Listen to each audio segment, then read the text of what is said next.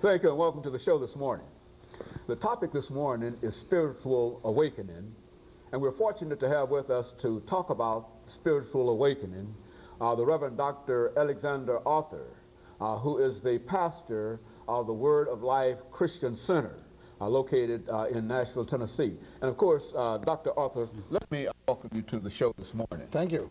And to tell you how delighted we are to have you, and especially to think in terms of the topic that we're going to deal with this morning, spiritual awakening, because I think it has been demonstrated that, especially since September the 11th, there has been an increase in spiritual activities among many segments of society, and et cetera. And we want to explore that this morning. But before we get into that, Dr. Arthur, let's have you to talk about your background, your education, and some of the information that was important in terms of your life and eventually leading you to the pastor of the Word of Life Christian Center, after which we will talk about something about spiritual awakening. You can define that, and then we'll get into the show for today. Thank you, Dr. Haney, for inviting me. And I'm originally from Ghana, West Africa. I was born there, went to high school there, and then came to the United States, to University of New Orleans, did my undergraduate work in political science, and from there went into Ohio State University in Columbus, Ohio,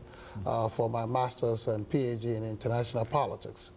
After which I was invited for an interview at Tennessee State University, which happened to be then my first job in my career, where I worked for 8 years, and then from there to Austin Peay State University for another year, and then to Fisk, where I ended up staying there for 10 years, during which I was appointed as the executive assistant to the president of the university, and thereby had some responsibilities for administration, along with my professorial duties. And then, but in between all of that, came a time when I had a call of the God that I serve, to the living God. And in 1989, it really coincided my time of work at Fisk University. And so then I began this ministry, a church in my home, and gradually grew to the point where now we are on Clarksville Highway. We call it a church on a hill right next to Kruger, called Word of Life Christian Center. It used to be directly across the Lowriders church, not church, Lowriders Club, Lord have mercy, Lowriders Club. So we've been there for 2 years now, and we believe in God for more work in the community and having an impact in this city for the Lord. Also, I need to say that I'm married with 4 children, and one who works as a youth minister in our church. He's made me a grandfather. And then there is a second child who finished from Fisk University and working on her master's, and now lives in Washington, D.C. with her husband. A third child who's doing her medical training at Meharry Medical College, going into her second year. And a baby child who goes to Fisk University now, also going to her second year at Fisk University. And so you can tell the Arthur family is kind of spread out and loaded with all kind of work being done for the Lord. And then finally, I need to say that I have been given, as I said earlier, a wife who has been a wonderful partner. We've been married since 1991. And of course, this is my second marriage, and it's been very wonderful. And so I thank God all that has made it possible for me today to do the work that I'm doing. You know, Dr. Arthur, I think one of the things that we've indicated earlier, that since September 11th, there has been this increased awareness of things that are of a spiritual nature. But now, when you talk about spiritual awakening, let's give our audience some kind of definition. Let's give you, before we talk about some aspects of spiritual awakening. I think that what we need to even do before that is to understand that we are spirit beings, and I think most people don't recognize that. And because they didn't know that, if you talk about spiritual awakening, they don't seem to really relate to that.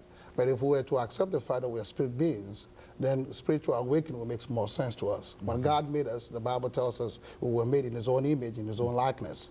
And then in John 4:24, God, through His Son Jesus Christ, made it clear to us that He, God, is a spirit. And as a spirit, if I was made in the image of God, then that makes me also a spirit. and yet a spirit is invincible. And for me to be seen, it makes it a little difficult, you know. And so why is it that if I was made a spirit, that I can somehow or another be seen and be visible, and because other spirits are not seen like angels as we know.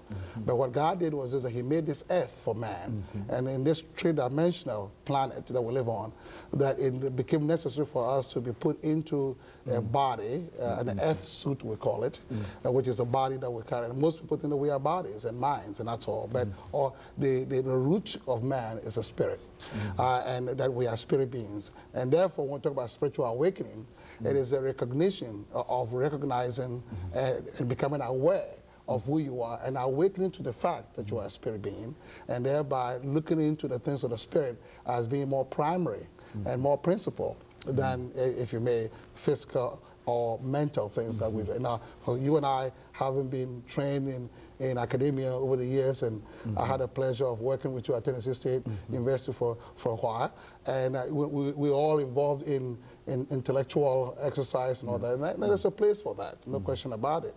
But ultimately, we have to go to the roots of man, and that root of man is a spirit.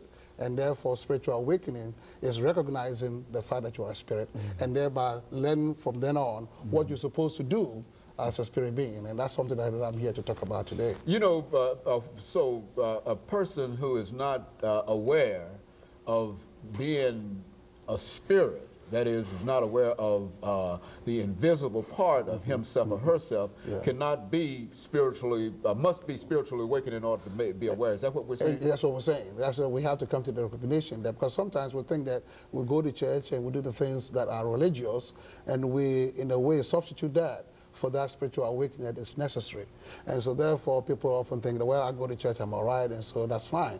No, there's more to that than that. We want to be able to go beyond the visible, go beyond the mundane, go beyond the usual, and get deeper into the realm of the invisible, the realm of the, what I would call a preamble to the Constitution, the real man, in a sense. And so as time goes on, we're going to get deeper into it, and hopefully show people how it is that you can get spiritual awakening by doing certain specific things that is required for you to move into that realm. And so there are indications that you see around you every day that folks stand in need for this. And I think that that's the thing that is really sometimes saddens me. There's a certain desire on the part of people to meet this need that they have in themselves, that they recognize that they must be awakened to something. They recognize that there's something that is on the horizon that they must look into, they must investigate, and then they go on various levels, the various paths of discovery, never get to the real root of it. And that's where the problem usually comes, and people often, for that reason, will replace the root of who they are, which is in this case a spirit, with other things such as drugs and you can name it, of things that they are using to substitute for this. But the moment you find out who you are, and therefore then you know that you are tied to the Father of all spirits, which is God, then you want to make sure that you want to do something about it. For example, you know, as you know, if you take a plant out of the soil, that the plant after a while will wither and die, because the plant needs to be in its environment that nurtures it, which is the soil, with its nutrients to keep it alive. Now, in the same way, if you take a fish out of the water, that environment that gives it life, that fish will ultimately eventually die. Well, you come to man. If you take man out of the soil of his existence, in this case, the Father of all spirits, then you get to the point where man will also, and so we'll get to that more, and we'll talk about it as we go on. Very good. And of course, Dr. Arthur, we are coming up to our first commercial break, but what you're saying is that there's a little God in all of us, and we simply do not recognize that, and that you're going to give us some information during the second segment as to how, some kind of steps that we might be able to follow in order to become more aware of who we are spiritual beings. And of course, we'll be back with our audience following this very, very short commercial break.